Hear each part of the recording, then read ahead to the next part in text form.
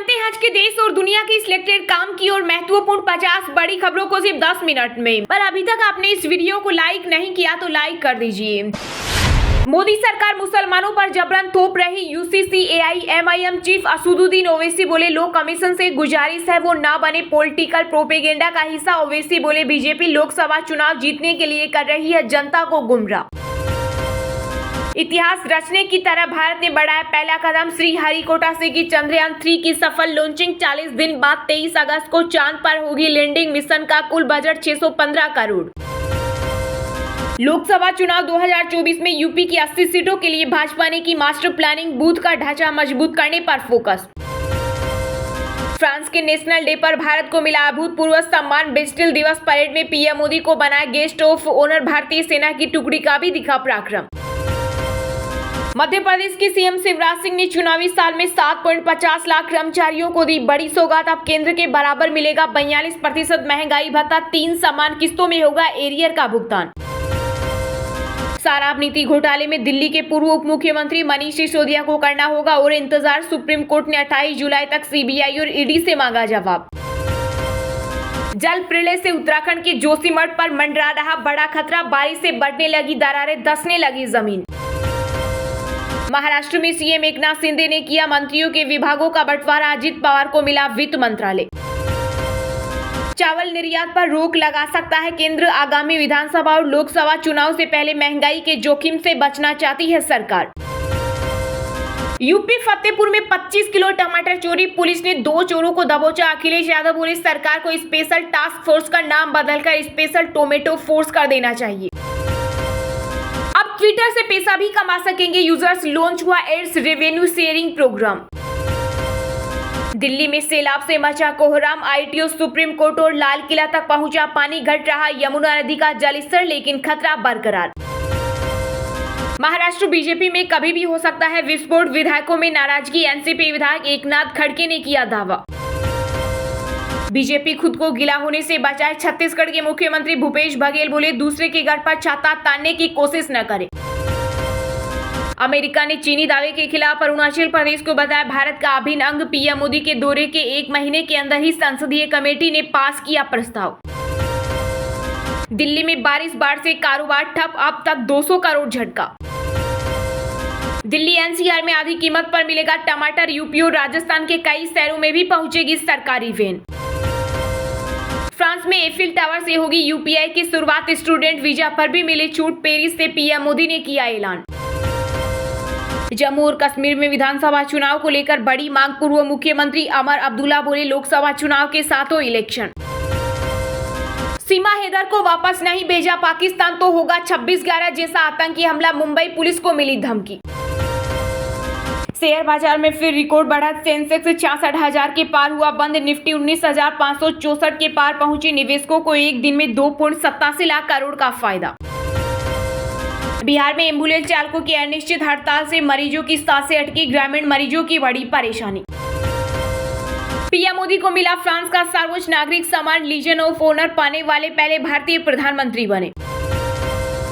राष्ट्रीय राजधानी दिल्ली में बाढ़ के कहर के बाद बड़ी गाड़ियों की एंट्री पर लगा बैन। जरूरी सामानों की सप्लाई सरमराने की आशंका। राष्ट्रपति द्रौपदी मुर्मू ने राजस्थान विधानसभा को किया संबोधित। विधायकों को दी सलाह। बोली जनता आपको फॉलो करती है इसलिए जनता का भरोसा बनाए रखिए। भारत ने 18 पाकिस्तानी कैदियों को किया रिहा। अटारी वाघा बॉर्डर के रास्ते हुई वतन वापसी। यमुना की बाढ़ को आम आदमी पार्टी ने बताया साजिश। कहा केंद्र सरकार ने यूपी को बचाया, दिल्ली को डुबाया। मध्य प्रदेश के बाद अब उत्तर प्रदेश में पेशाब कांड। सोनभद्र में दलित युवक के कान में किया पेशाब। वीडियो वायरल होते ही आरोपी अरेस्ट।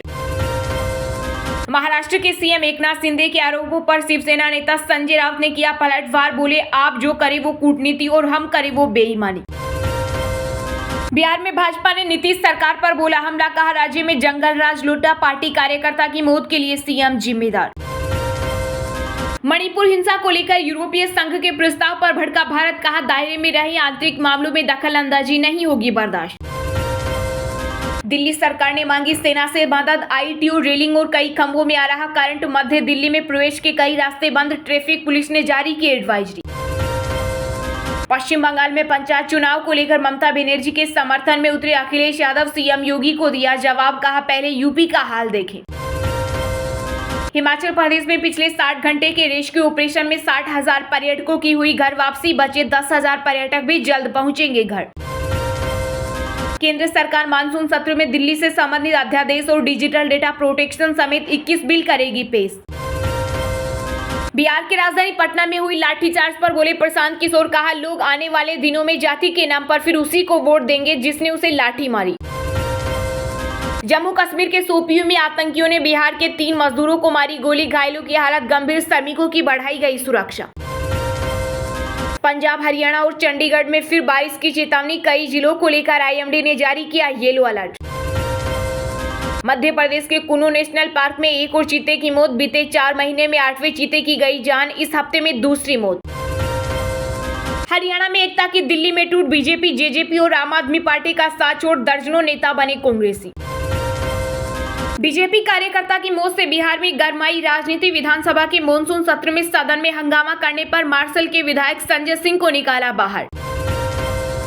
सीएम एकनाथ शिंदे की बड़ी मुश्किलें, सुप्रीम कोर्ट ने जारी किया महाराष्ट्र विधानसभा स्पीकर को नोटिस, कहा शिंदे गुट के विधायकों की अयोग्यता मामले में जल्द फैसला ले स्पीकर।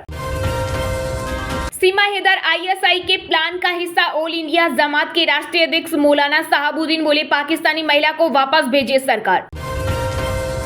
मध्य प्रदेश में प्रियंका गांधी की सभा में भीड़ जुटाने को लेकर हुई कांग्रेस की बैठक, नेता प्रतिपक्ष बोले अंचल के नेताओं ने पीठ में छुरा घोंपा, अब सरकार को उखाड़ फेंकने का लेंगे संकल्प।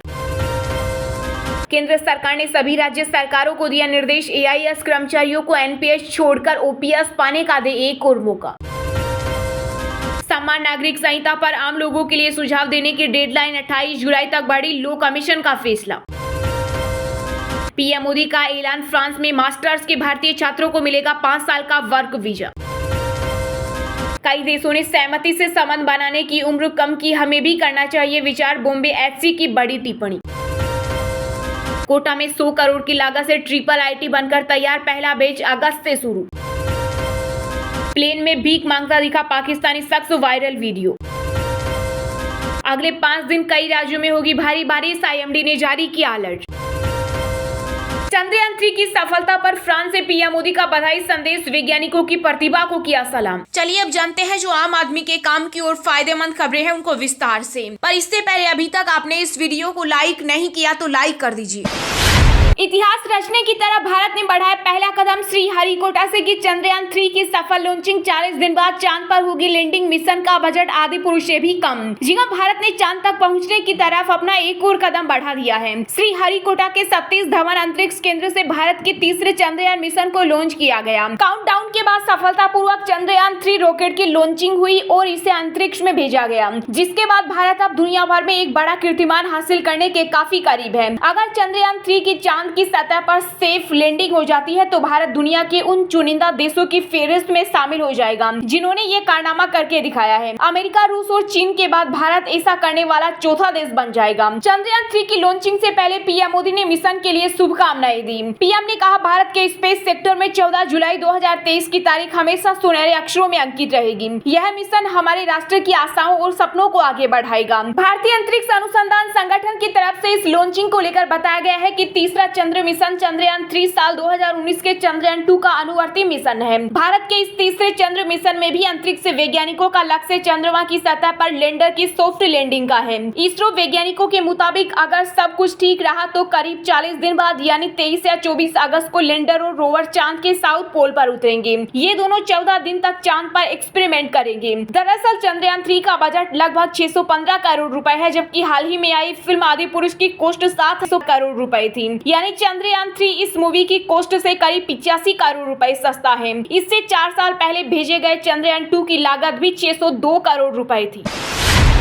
फ्रांस में एफिल टावर से होगी यूपीआई की शुरुआत, स्टूडेंट वीजा पर भी मिली छूट, पेरिस से पीएम मोदी ने किया ऐलान। जी हां, सिंगापुर के बाद अब फ्रांस ने भी भारत के यूपीआई को अपना लिया है। प्रधानमंत्री नरेंद्र मोदी ने अपनी फ्रांस यात्रा के दौरान इसका ऐलान किया। उन्होंने बताया कि भारत और फ्रांस यूपीआई के इस्तेमाल पर सहमत हो गए। इसे लेकर दोनों देशों के बीच समझौता हुआ, जिसके बाद आने वाले दिनों में यूपीआई की शुरुआत मशहूर एफिल टावर से होगी। इसका सीधा मतलब यह है कि अब भारत से फ्रांस जाने वाले टूरिस्ट रुपए में ही किसी भी चीज के लिए भुगतान भुगतान कर पाएंगे। वहीं फ्रांस ने पीएम मोदी को सर्वोच्च फ्रांसीसी सम्मान लीजन ऑफ ऑनर से सम्मानित किया। पीएम मोदी यह सम्मान पाने वाले पहले भारतीय प्रधानमंत्री हैं। इस दौरान पीएम मोदी ने कहा कि दुनिया एक नए विश्व व्यवस्था की ओर बढ़ रही है और इसमें भारत की क्षमता व भूमिका तेजी से बदल रही है। इसके अलावा पीएम मोदी की फ्रांस यात्रा के दौरान भारतीय छात्रों को भी एक राहत देने का ऐलान हुआ, जिसमें बताया गया है कि मास्टर्स करने वाले छात्रों की वीजा अवधि अब 5 साल तक बढ़ाई जा सकती है। इसे लेकर पीएम मोदी ने कहा कि फ्रांस के स्नातकोत्तर की पढ़ाई करने वाले छात्रों के लिए दीर्घकालिक 5 साल का वीजा देने का फैसला किया। प्रधानमंत्री ने भारतीय समुदाय के लोगों से भारत में बड़े पैमाने पर निवेश करने की भी अपील की। उन्होंने कहा कि भारत एक विकसित राष्ट्र के रूप में उभरने के लिए तेजी से प्रगति कर रहा है। प्रधानमंत्री ने कहा, आज हर रेटिंग एजेंसी कह रही है कि भारत एक उज्जवल स्थान है। आप भारत में निवेश करें, यही उपयुक्त समय है। जो लोग जल्दी निवेश करेंगे उन्हें उसका लाभ मिलेगा।